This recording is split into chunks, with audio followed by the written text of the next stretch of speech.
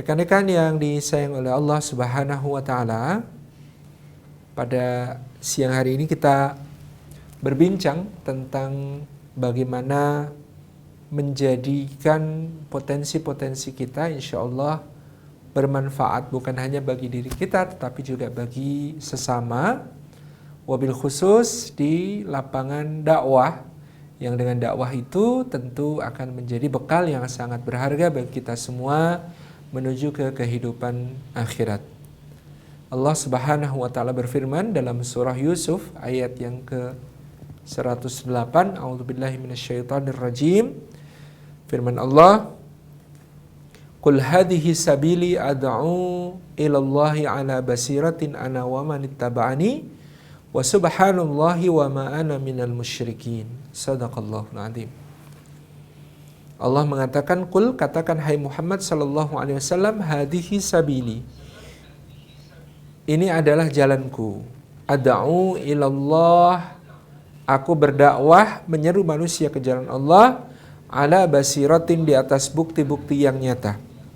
Ana wa manittaba'ani, yaitu aku dan orang-orang yang mengikuti aku. Subhanallah, maka maha suci Allah, wa ma'ana minal musyrikin, dan tidaklah aku termasuk orang yang mempersekutukan Allah Subhanahu wa ta'ala. Rekan-rekan sekalian, ini menjadi renungan bagi kita bahwa ayat ini turun menutup sebuah kisah panjang di dalam Al-Quran. Kisah yang disebut oleh Allah sebagai ahsanul qasas, atau sebaik-baik kisah. Nahnu naqussu 'alaika ahsanal qasas, kami ceritakan kepadamu sebaik-baik cerita. Bi ahsanil iqtisas menurut Imam Ibnu Katsir, dan juga diceritakan dengan cara menceritakan yang paling indah.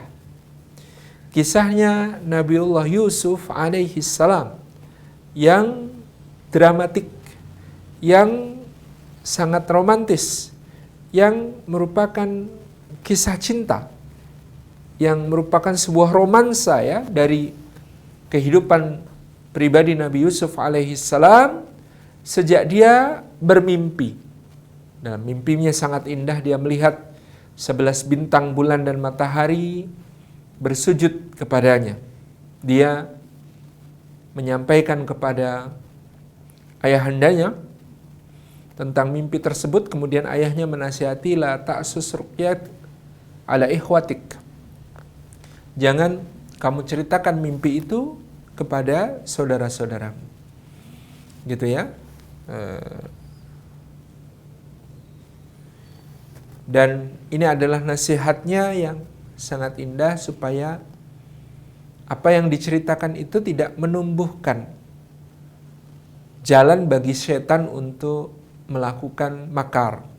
Saudara-saudaranya adalah orang baik, tetapi setan itu adalah musuh yang jahat, aduwwum mubin, musuh yang nyata. Sehingga cerita yang membuka peluang setan untuk menumbuhkan kedengkian, kebencian, dan permusuhan ini oleh ayahnya dikatakan, la taqsus ru'yaka ala ikhwatik. Jangan ceritakan mimpimu kepada saudaramu. Kemudian kita ingat kisah ini yang sangat indah, mulai dari bagaimana betul-betul Yusuf yang sangat disayang oleh ayahandanya didengki oleh saudara-saudaranya, sampai mereka atas bisikan syaitan melakukan makar yang sangat jahat. Yusuf dipisahkan dari ayahandanya, bahkan tidak dibunuh, tapi akhirnya mereka melemparnya ke dalam sebuah sumur, sebuah tempat yang gelap dan pekat. Sampai sebuah kafilah yang lewat menurunkan timba dan Yusuf pun naik, dan mereka ternyata tidak berpikir untuk mengembalikan Yusuf kepada orang tuanya, tapi justru membawanya ke negeri yang jauh untuk dijual.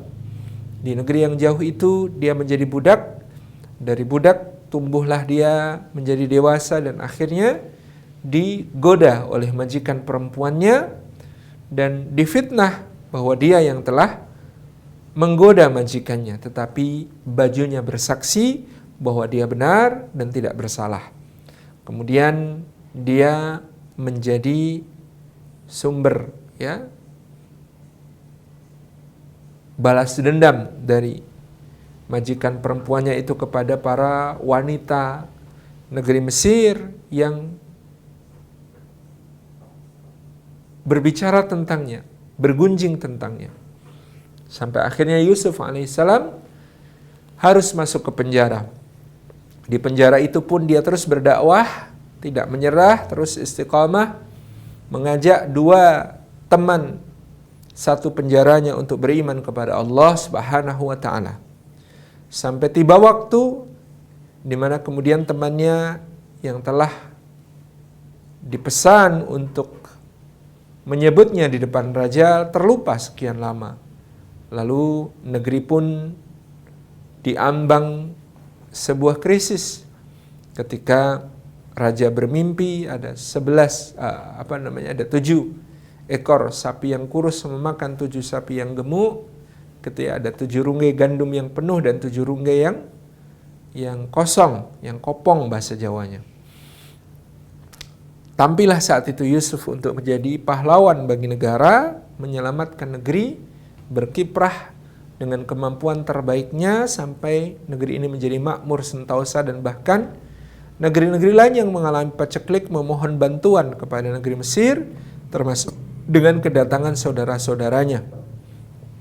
Dengan satu siasat yang jitu, dia berhasil menahan supaya adiknya bisa tinggal bersamanya, dan akhirnya kemudian orang tuanya datang kepadanya dan berhimpunlah mereka, dan mereka semua pun menghormati Yusuf, dan Yusuf sampai kepada takwil dari mimpinya 11 bintang, saudara-saudaranya, bulan dan matahari, yaitu ibunda dan ayahnya, semuanya bersujud kepadanya, sujud penghormatan.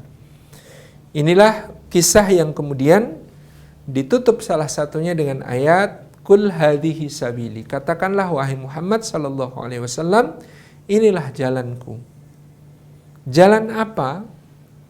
Dari awal dibentangkan kisah Nabiullah Yusuf alaihissalam, itu jalannya punya sifat berliku-liku, punya sifat begitu banyak tanjakan terjal, turunan curam, ya, begitu banyak tikungan tajam, ya, begitu banyak tantangan, hambatan, gangguan, juga suka dan duka, ya, musibah dan nikmat yang silih berganti, tidak henti-henti pada diri Nabiullah Yusuf alaihissalam.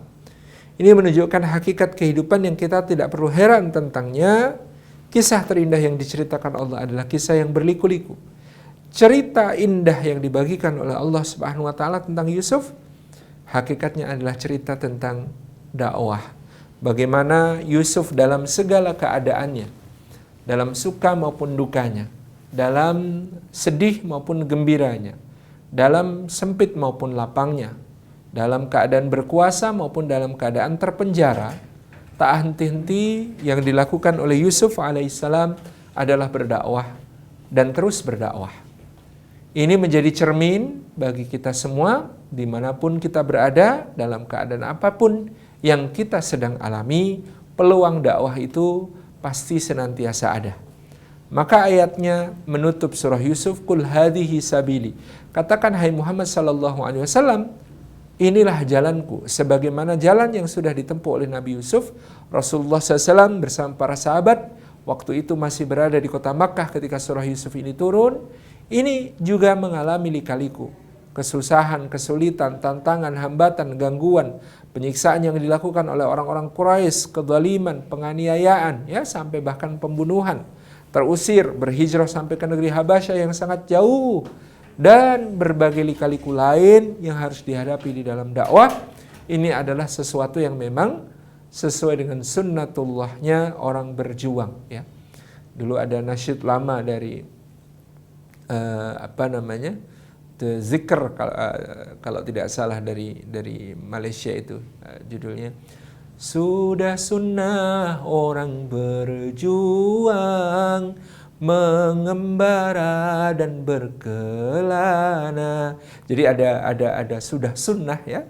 Orang berjuang itu pasti akan mengelalui pengembaraan dan pengelanaan di berbagai suka duka kehidupan yang akan mereka hadapi. Ini pula yang dialami Rasulullah SAW dan para sahabat, dan juga model yang Allah hadirkan dalam surah Yusuf ini. Jadi bagaimana kemudian kul hadhihi sabili, katakanlah wahai Muhammad sallallahu alaihi wasallam, inilah jalanku. Jadi jalan dakwah ini ya, dengan berbagai bidangnya, dengan berbagai cabangnya, dengan berbagai wasilahnya, tentu adalah jalan yang layak untuk kita ikuti, untuk kita katakan inilah jalanku ya, karena kita dengan menempuh jalan ini akan dihimpun oleh Allah di dalam barisannya orang-orang hebat, orang-orang mulia, orang-orang yang agung seperti Nabi Yusuf alaihissalam dan juga Rasulullah sallallahu alaihi wasallam, para anbiya wal mursalin semuanya, para syuhada, para salihin, para siddiqin ya, para ulama, para musannifin, para penyusun kitab-kitab, dan para pegiat literasi dari berbagai zaman ya. Inilah dakwah yang sangat luas ini. Qul hadhihi sabili, katakan inilah jalanku. Kenapa disebutkan inilah jalanku? Untuk membuat kita sadar bahwa jalan ini memang jalan yang unik. Satu, jalan ini punya sifat bahwasanya tulut tariq, panjang tempuhannya.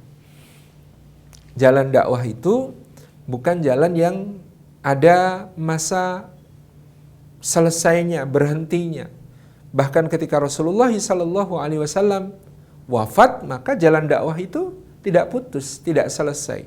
Dilanjutkan oleh para sahabat radhiyallahu anhum ajma'in, dipimpin oleh Sayyidina Abu Bakar. Ketika Sayyidina Abu Bakar wafat, digantikan oleh Sayyidina Umar.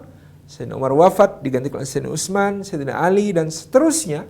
Para sahabat, kemudian para tabi'in, kemudian para atba'ut tabi'in, para ulama, ini kemudian memimpin ya, kafilah-kafilah dakwah ini untuk terus mensyiarkan agama Allah Subhanahu wa taala. Qul hadhihi sabili, katakan inilah jalanku, dan jalan ini sangat panjang. Teman-teman semuanya, kalau kita sudah memasuki jalan dakwah, jangan pernah membayangkan akan ada pensiunnya. Jangan pernah membayangkan akan ada cuti panjangnya.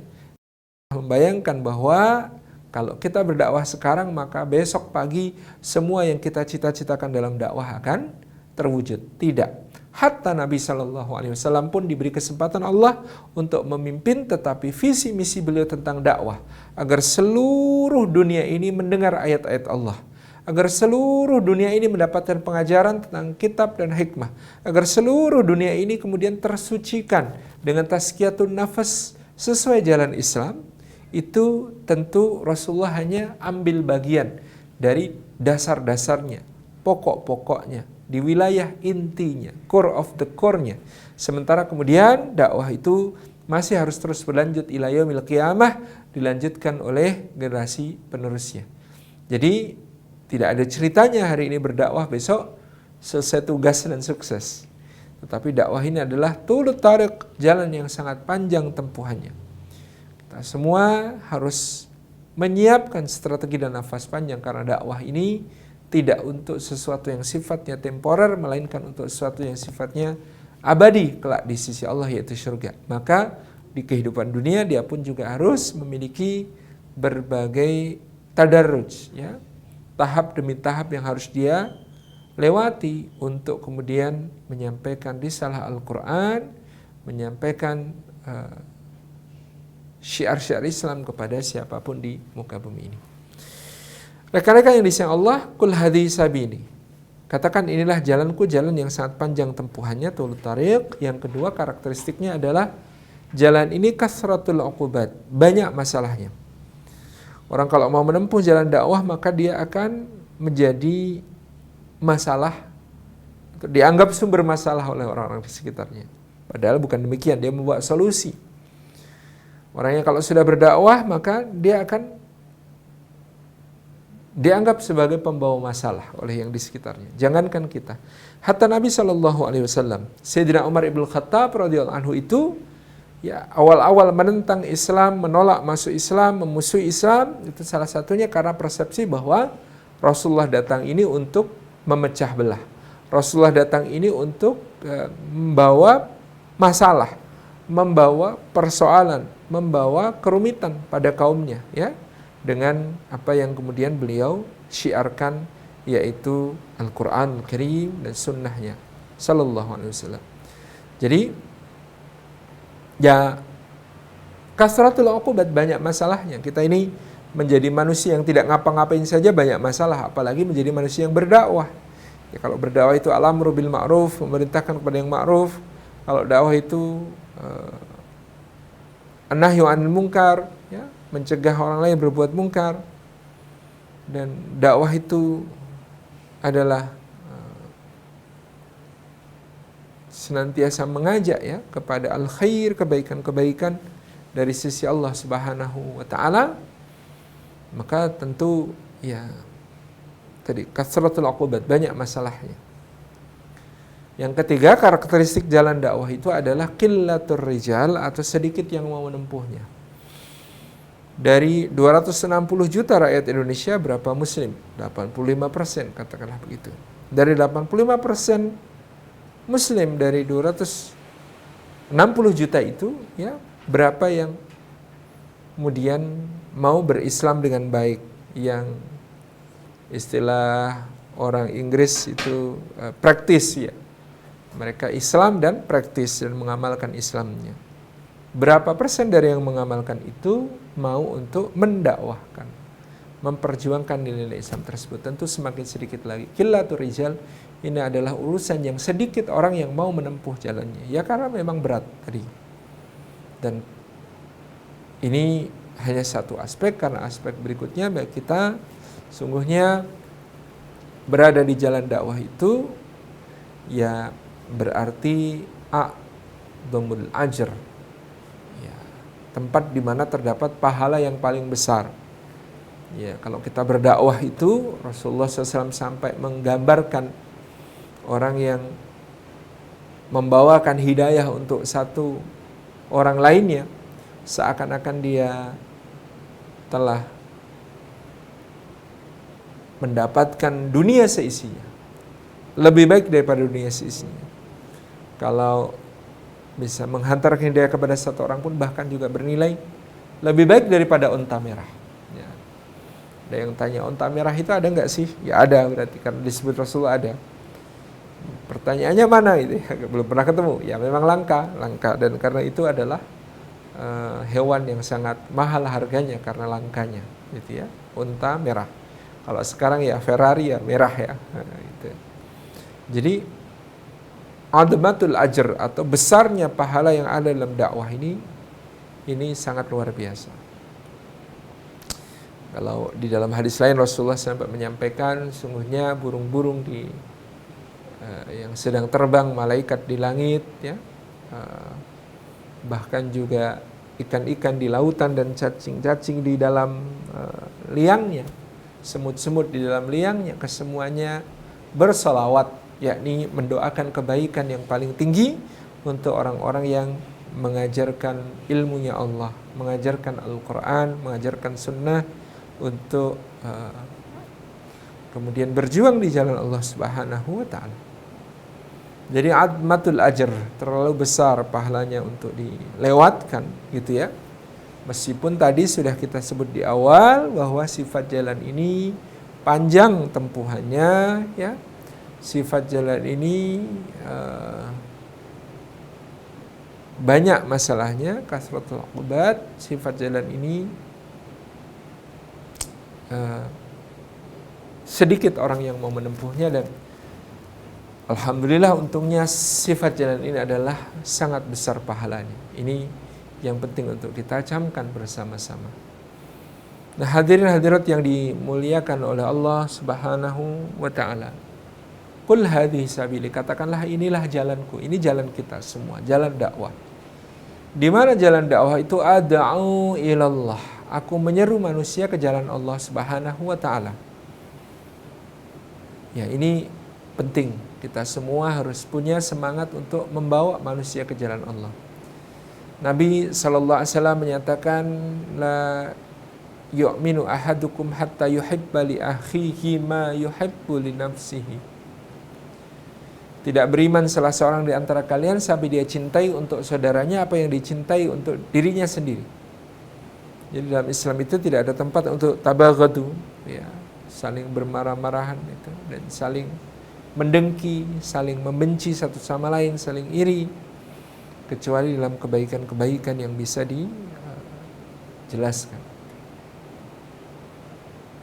Ya, inilah potretnya adalah ad'u ilallah, menyeru manusia ke jalannya Allah Subhanahu wa ta'ala. Jadi ke jalannya Allah, bukan ke kelompok, golongan, ya, bukan ke ras tertentu, bangsa tertentu, suku tertentu saja, tetapi seluruh manusia ke jalannya Allah Subhanahu wa ta'ala. Jadi bagaimana kemudian ad'u ilallah, kita jadikan seluruh diri kita ini semangat untuk membawa manusia ke jalan Allah. Sayyidina Utsman bin Affan menggambarkan agar kita cemburu kepada syaitan. Misalnya syaitan itu punya goals yang bagus, ya, untuk menjerumuskan hamba-hambanya perlahan-lahan tapi pasti dengan cara-cara tertentu, ya. Itu karena syaitan sangat menginginkan seluruh anak Adam kelak masuk neraka bersamanya. Demikian pula dikatakan tentang Sayyidina Utsman lagi, menggambarkan waddat azaniyatu ayyakunna an-nisa'u kulluhunna zainah. Kalau seorang perempuan itu sudah terjatuh ke dalam dosa perzinaan, maka dia berharap, dia menginginkan atau dia menyukai kalau seluruh wanita di dunia ini juga sudah terjatuh ke dalam dosa seperti dirinya. Nah, maknanya adalah kalau ke dalam perkara-perkara buruk, dengki, dosa, ya, sombong, urusan-urusan itu, kita semua melihat betapa semangatnya syaitan, semangatnya perempuan yang, ya, berzina untuk menjadikan seluruh wanita lain sebagai pezina seperti dirinya, gitu ya. Itu saja mereka punya ghirah, punya semangat yang luar biasa. Maka bagaimanakah kita di dalam berbagai lapangan dakwah yang tersedia ini? Harusnya kita lebih semangat daripada syaitan untuk menjerumuskan manusia, karena kita mengajak mereka untuk menuju ke surga. Harusnya kita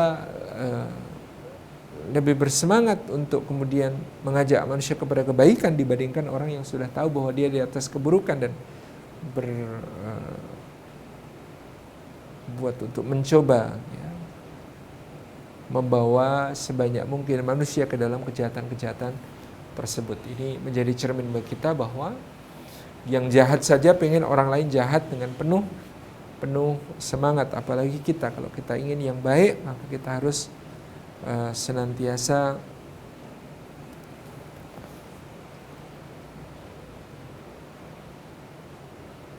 membawa manusia kepada kebaikan. Ad'u ilallah, menyeru manusia ke jalan Allah dengan apapun yang kita miliki.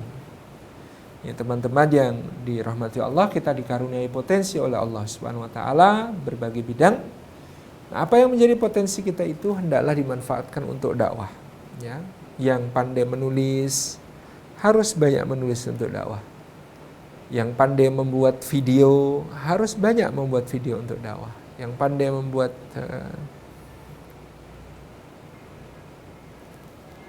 desain-desain kreatif, yang pandai fotografi dan videografi terbaik, yang pandai untuk membuat konten-konten yang animasi, ya, yang pandai untuk membuat berbagai media dakwah ini hidup oleh syiar-syiar Islam, maka sesungguhnya ini yang akan menjadi tumbuh dan kembangnya, ya, dakwah dimanapun berada.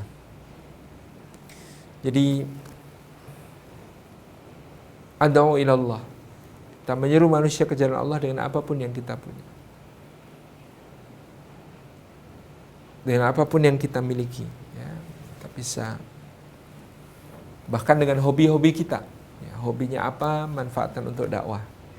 Sampai ekstrimnya saya pernah ditanya oleh seorang anak remaja masjid, tadi Ustadz menjelaskan hobi bisa untuk dakwah. Betul, saya bilang. Apakah hobi saya bisa untuk dakwah? Ya. Oh, bisa saja insya Allah. Maka kemudian dia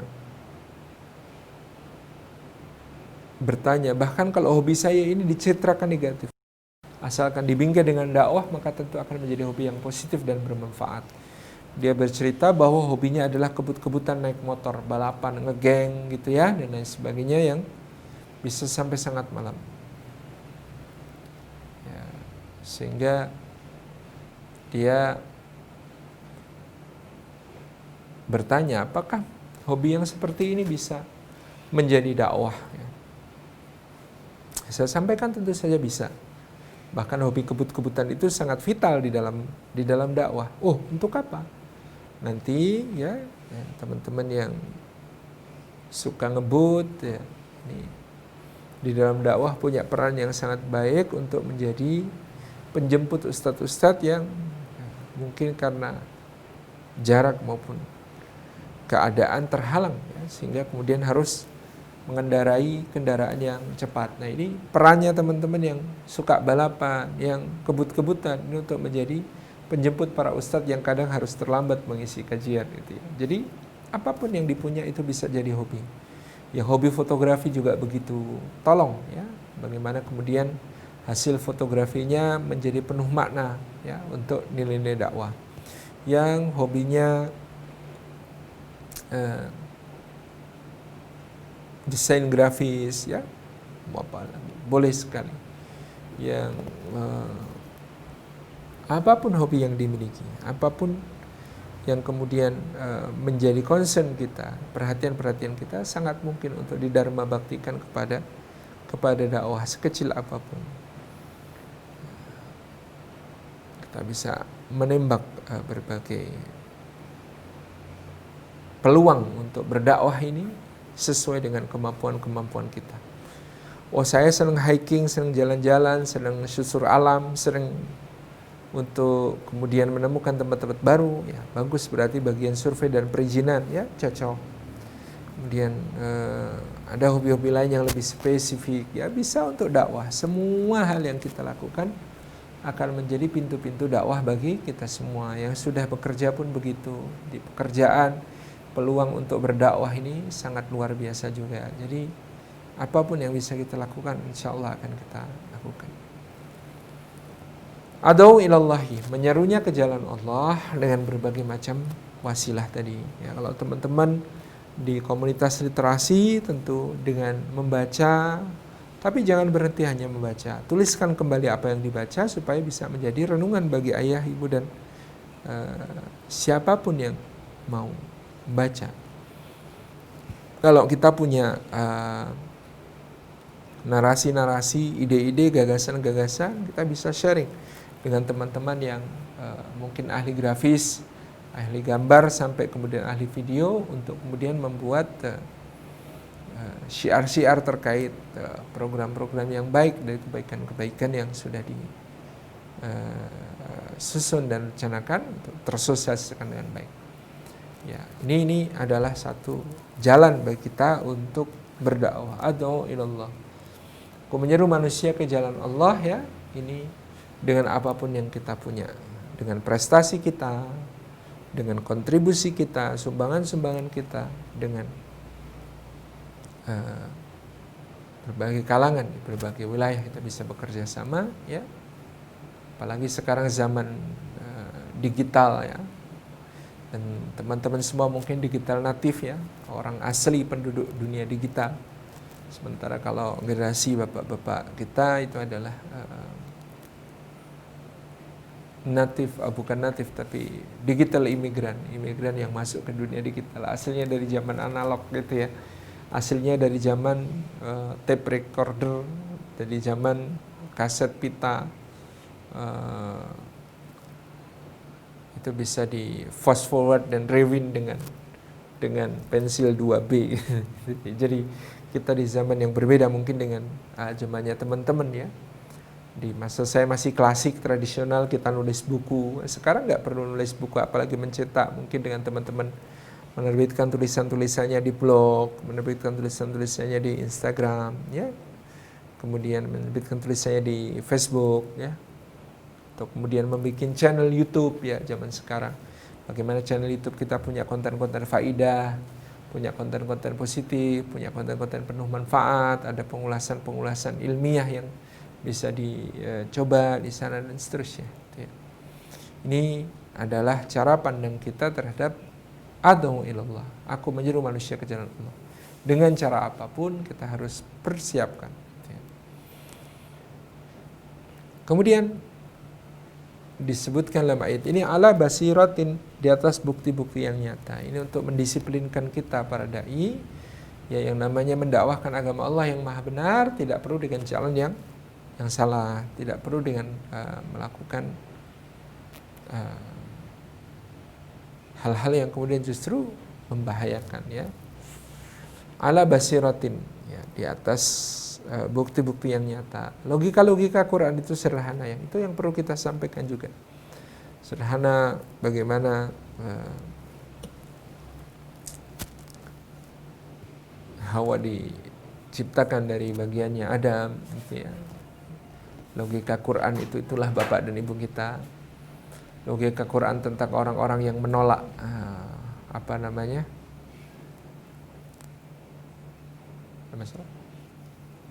logika Quran tentang orang-orang yang menolak hari kebangkitan. Dengan sangat mudah Quran mengatakan ketika mereka berkata, bagaimana mungkin nanti kita akan menjadi manusia yang utuh kembali padahal sekarang tinggal tulang belulang. Quran mengatakan kamu dulu tidak ada, sekarang bisa menjadi ada utuh sempurna. Bagaimana dengan yang sudah ada sisanya? Dia tinggal tunggu waktu, dia akan menjadi seperti yang kamu lihat sekarang juga. Jadi bagaimana kemudian Quran begitu detail di dalam membantah klaim-klaim yang sesat, meluruskan logika-logika yang kacau, ya, itu ya, dengan bahasa yang sangat tajam, yang sangat lugas dan cerdas. Ya, kita perlu belajar dari Quran, ya, bagaimana mengungkapkan gagasan-gagasan kita di ruang publik, bagaimana membawa jamaah-jamaah kita menjadi sekedar jamaah yang nyaman mendengarkan ceramah, tetapi juga turut bergerak memberikan solusi bagian kehidupan dari anak-anak. Ini yang kita lihat pada ayat ala basiratin, ana wa manittaba'ani, aku dan orang yang beserta. Ini juga aku dan orang-orang yang beserta dengan diriku. Jadi katanya dakwah itu memerlukan koordinasi. Ada al-qiyadah wal jundiyah.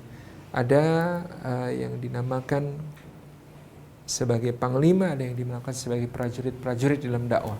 Terorganisasi, ya, karena sangat masyhur dinukil dari Sayyidina Ali bin Abi Thalib, ya. Kilanya adalah bahwa al-haqqu bila nidhamin yaqlibuhul batil binidhamin.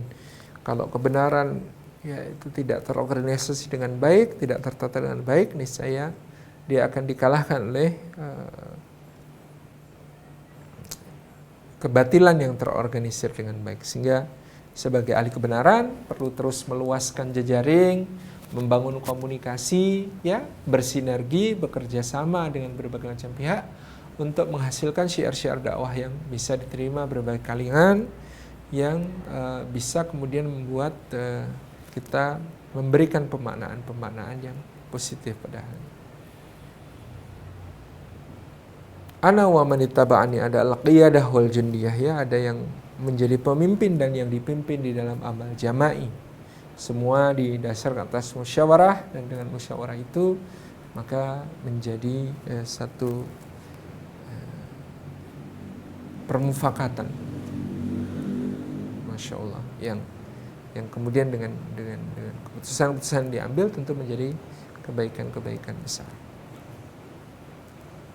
Wa subhanallah, dan maha suci Allah subhanahu wa ta'ala, untuk mensucikan Allah dari kejulian, dari keusilan, dari kecerobohan, dari kesalahan-kesalahan yang mungkin kita lakukan di dalam dakwah itu, ya. Ini ada fa subhanallah, maka maha suci Allah. Jadi kalau ada baik datangnya dari Allah, kalau ada yang buruk itu datangnya dari kami. Ya, sebuah sikap yang sangat luar biasa. Teman-teman yang disayang Allah subhanahu wa ta'ala, wa ma'ana minal musyrikin, dan tidaklah aku termasuk orang yang mempersekutukan Allah. Jangan sampai justru kita dalam beramal dakwah mendekatkan diri kita kepada satu sikap untuk memecah belah, satu sikap untuk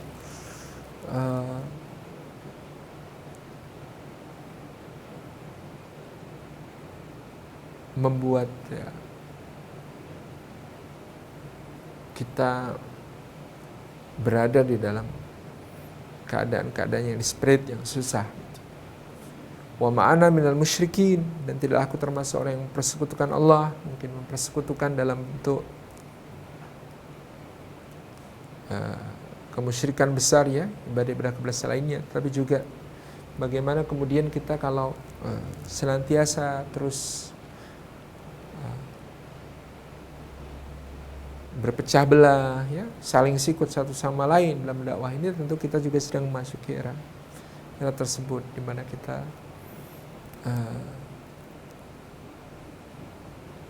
menghindarkan diri ya dari bersifat memecah belah, mengadu domba, ya, merangkul tapi semuanya.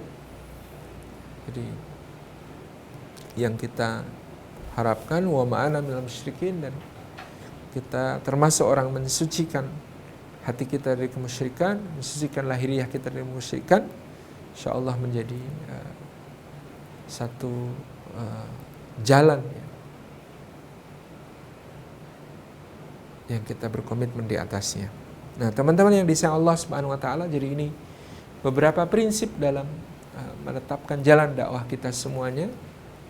Jangan ragu, jangan takut untuk terus berkreasi, untuk terus menghasilkan sesuatu yang baru, yang beda, yang penuh dengan inovasi. Asalkan dia diletakkan pada dasar, yaitu untuk ya, meneguhkan agama Allah Subhanahu wa ta'ala. Jadi inilah jalan yang akan kita tempuh karena pahalanya besar, meskipun dia panjang tempuhannya, meskipun dia banyak masalahnya, meskipun dia sedikit teman yang bisa diajak bergabung, tapi tidak kemudian putus asa. Kemudian bahwa jalan ini jalan untuk menyeru ke jalan Allah dengan apapun yang kita punya, apapun yang kita miliki. Mengoptimalkan barang di rumah kita, mengoptimalkan semua aset yang kita punya, memaksimalkan semua kebaikan yang mungkin untuk meraih kebaikan yang lebih tinggi. Ad'u ilallah, ya, dengan bakat kita, dengan belajar kita, bagian dari meningkatkan kapasitas untuk mengemban tugas yang semakin berat dalam dakwah di waktu-waktu yang akan datang. Kemudian ad'u ilallah, menyeru ke jalan Allah, tentu penuh tantangan, penuh rintangan, penuh kesulitan. Tapi yakinlah dengan kesabaran, maka inilah surga yang kelak kita akan menemukan. Kemudian yang berikutnya, bagaimana kemudian ternizam, teratur, berada di bawah komando dari pemimpin-pemimpin yang salih, yang bertakwa, yang takut kepada Allah Subhanahu wa taala.